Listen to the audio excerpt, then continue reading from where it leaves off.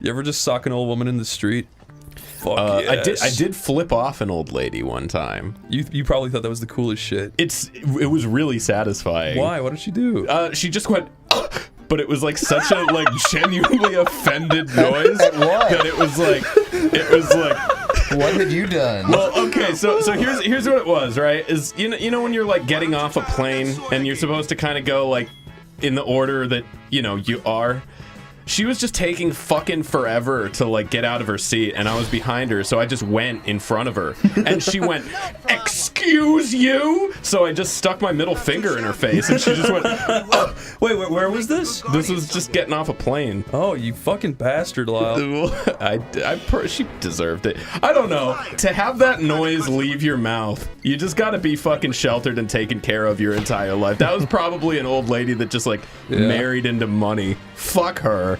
The last time I know her whole life story just based on that fucking sound that escaped her lips. That was funny the way you did it. That's exactly how it sounded. If you were butt ass naked. Me? Yes, you. I'm butt ass naked. If you were every butt day. ass naked and you heard like a child screaming for help, and you like looked out your window and saw a kid with his leg trapped in a bear trap about to get run over by a car, would you run out naked and save him knowing the repercussions, or would you just let it happen? I would I would sprint into my bedroom and just like tie a towel around me or put on underwear and then run out. I would not run out butt ass naked. He's dead now though. Well, sorry kid, you shouldn't have fucking done that. Yeah, no. It's Maybe your kind parents of should have been on him. looking after you. It's not my fault. No, it's not your fault. I do Not have at a all. story. My grandpa got featured in like a Boy Scouts magazine for saving a kid. What, really? Yeah. Wow. He shaved the kid. That's so cool. He didn't shave the kid. He saved the kid. From hair. He was a little delinquent, and he used to walk along the like electrical poles that connected between like the apartment building he lived in. And there was just one day where like he saw a kid who was like pressed up against the screen on a window, and it fell out, and the kid was like on the windowsill, not like dangling, like, but just like about to do something stupid and fall off, and he like climbed across the power lines and like pushed the kid back in the window and like shouted to their parents about it. Was he fully clothed though? He was fully clothed. At least, Yeah, there was no risk factor, really. I mean, in the look, I just know his version of the story and the cool Boy Scout hero comic that got made about him. oh, he got a comic? Yeah, he got a comic made about him. Do you have this? Can you like put a... I'm gonna try to find it now. They left out the part about how my grandpa used to always climb on the power lines and made it seem like it was just something he'd thought to do, like, on the spot. Top 10 times the female narrator on Watch Mojo was caught shitting in a public urinal. Have you ever done that? No. Never? No. Never in your life you shat in a urinal? No. I absolutely have. Mick, you're a fucking animal. No, listen, this is a true story, and I hope nobody that I know listens to this. But this is just like a month ago, I think. One time I was at a family reunion with all of my friends and family. I shat in the Hawaiian Punch, which everyone drank from. But then I got up and gave a great speech with a standing ovation, and everybody clapped. Then I proceeded Then to I masturbate bowed, and to then they saw the everyone. poo I in my know. butt. Wait, what? And then I bowed, and then everybody saw the big brown stain on my ass. Oh, what's that? The whipworm? Yeah. Ooh. But anyway, go on. You shat in a urinal. No, I didn't. I'm saying, I have done that, but I was saying, like, about a month ago, I was at I was at the gym, and I got a stomach ache, and I had to drop something off at somebody's house. Now, I thought I had enough time to That's drop... not a euphemism, right? No. Okay. This is totally for real. So I dropped it off, but they weren't home, so I couldn't use their bathroom. So I was like, I'll just walk home. But I made such a mistake. I gave myself too much credit. About 1 block down from their house, I was like, oh no, this isn't gonna work. This is bad. Like, I'm not gonna make it home. There's no way. So then it got to the point where, you know, when you need to poo so bad, you start actually just clenching your butt cheeks together to hold it in. Yeah. Like, it's coming out, but you're literally Yeah. physically plugging it in. And like every 4 steps, it would be like that, your knees go weak, and you start to kind of go dizzy a little bit. You're sweating. You're sweating. So anyways, I was like, this is not gonna work. There's no way. I start looking around for bushes. But this is the middle of the day. That's the problem. If it was at night, I would have had any problem at all. But I start looking around. There's no good bushes. There's no. I saw a car park where they left their gate open, and I was debating if I'd just like go into the back of their fucking parking lot, like in the corner behind a car, and just as quickly as I could. No go. So finally, I saw a dumpster by a school. Luckily, school was out of session, or it was in session, and they weren't outside. And I went behind a dumpster. Yeah. And I had to like push the dumpster like a foot so I could actually get behind it.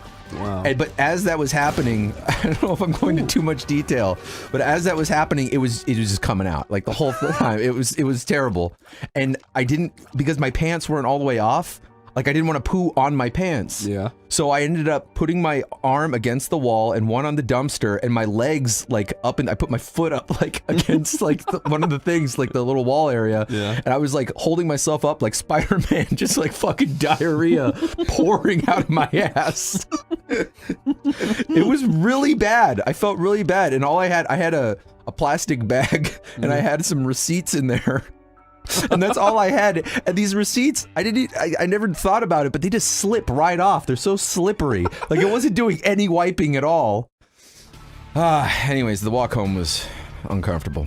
I'm sorry, Mick. It's all right. I'm a grown man. When I was younger, my dad thought it would be real funny to prank me. He put cling film on the toilet, right? Yeah. So he thought that when I'd piss onto it, all the pee would bounce back up on me.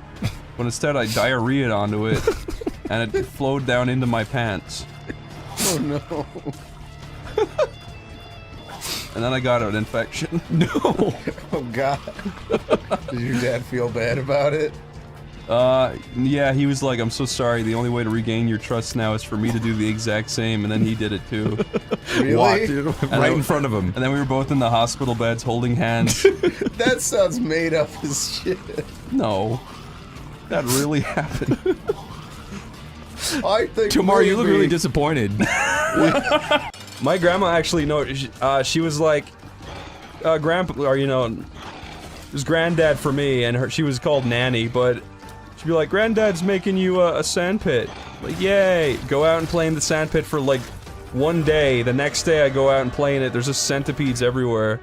I never went in there again. Scary. That's frightening. I don't like centipedes. That is genuinely frightening. Yeah, and they're like, make sure to put the lid on it or the cats will shit in it. So centipedes and cat shit.